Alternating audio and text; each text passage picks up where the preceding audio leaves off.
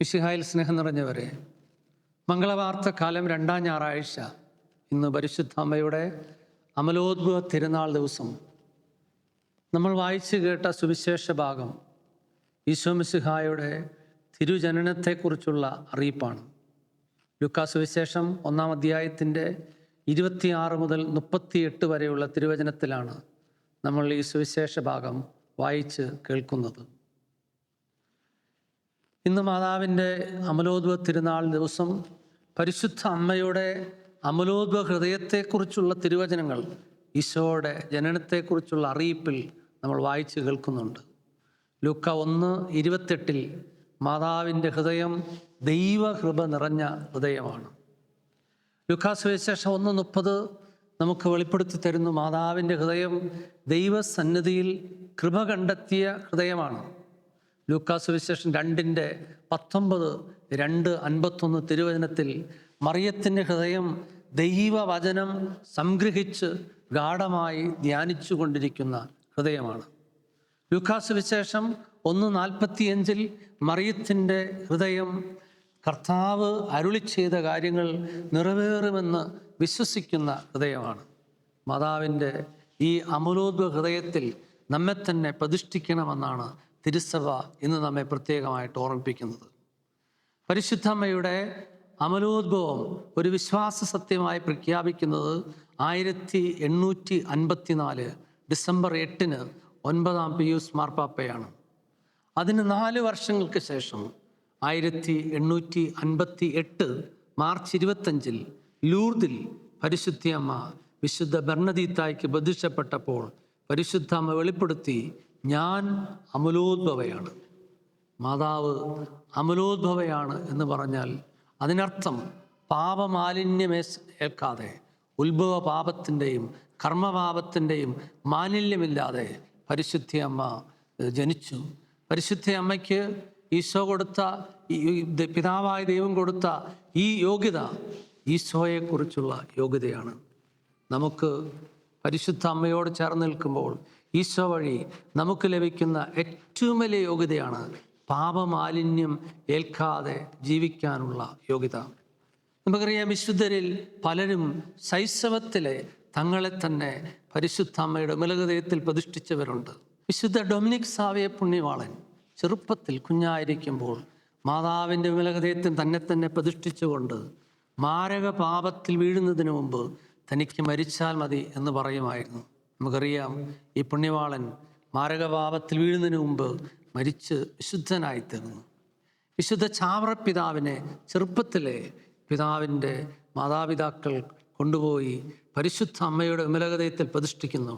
നമുക്കറിയാം, വിശുദ്ധ ചാവറപ്പിതാവ് മരണം വരെ ജ്ഞാനസ്നാനത്തിൽ കിട്ടിയ ദൈവീക വരപ്രസാദം കാത്തു സൂക്ഷിച്ച വിശുദ്ധനാണ്.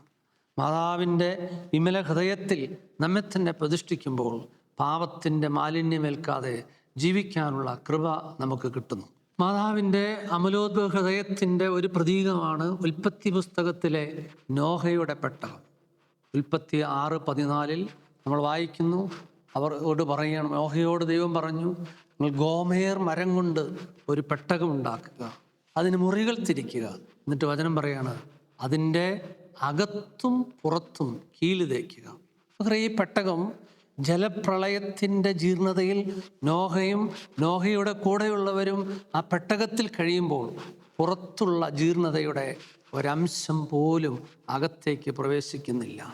അകത്തും പുറത്തും കീലിതേക്കപ്പെട്ട പെട്ടകം പോലെ പരിശുദ്ധ അമ്മയുടെ വിമല ഹൃദയം എന്ന് പറയുന്നത് ഉത്ഭവ പാപത്തിൻ്റെയും കർമ്മപാപത്തിൻ്റെയും മാലിന്യം കയറാതെ സംരക്ഷിക്കപ്പെട്ട ഹൃദയമാണ്.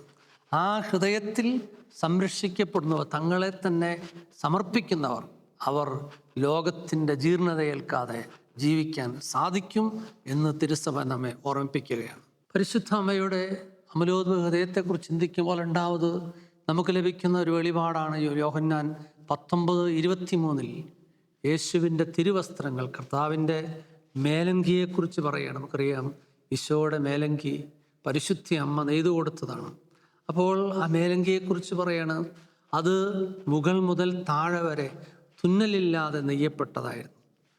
എന്നിട്ട് പറയാണ്, അത് പടയാളികൾ അത് കണ്ടപ്പോൾ അവർ പറയാണ്, നമുക്ക് ഇത് കീറണ്ട എന്ന് പറഞ്ഞാൽ അതിൽ തന്നെ വിള്ളലില്ലാത്തതും മറ്റുള്ളവർക്ക് നശിപ്പിക്കാൻ കഴിയാത്തതുമായ ഒരു ദൈവീക സംരക്ഷണമാണ് മാതാവിൻ്റെ അമലോദ്ഭവ ഹൃദയത്തിൽ നിന്ന് നമുക്ക് ലഭിക്കും. നമ്മളെ മാതാവിൻ്റെ വിമല ഹൃദയത്തിന് പ്രതിഷ്ഠിക്കുമ്പോൾ നമുക്ക് തന്നെ നഷ്ടപ്പെടുത്തി കളയാനും തിന്മയ്ക്ക്, അന്ധകാര ശക്തിക്ക് നശിപ്പിക്കാൻ കഴിയാത്തതുമായ അതിവിശുദ്ധമായ ഒരു ദൈവീക സംരക്ഷണം നമുക്ക് ലഭിക്കും.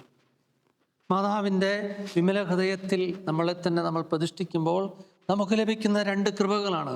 ഒന്ന്, പാപത്തിൽ നിന്ന് പലായനം ചെയ്യാനും പുണ്യം പെട്ടെന്ന് പ്രവർത്തിക്കാനുമുള്ള കൃപാവരം. മത്തായിയുടെ സുവിശേഷം 2:13 പരിശുദ്ധമ്മ യോസേപ്പ് പിതാവും ഉണ്ണീശോയെ കൊണ്ട് ഈജിപ്തിലേക്ക് പലായനം ചെയ്ത പോലെ മാതാവിൻ്റെ വിമല ഹൃദയത്തിൽ അഭയം തേടുന്നവർക്ക് പാപ സാഹചര്യത്തിൽ നിന്ന് തിടുക്കത്തിൽ പലായനം ചെയ്യാനുള്ള കൃപ ലഭിക്കുന്നു.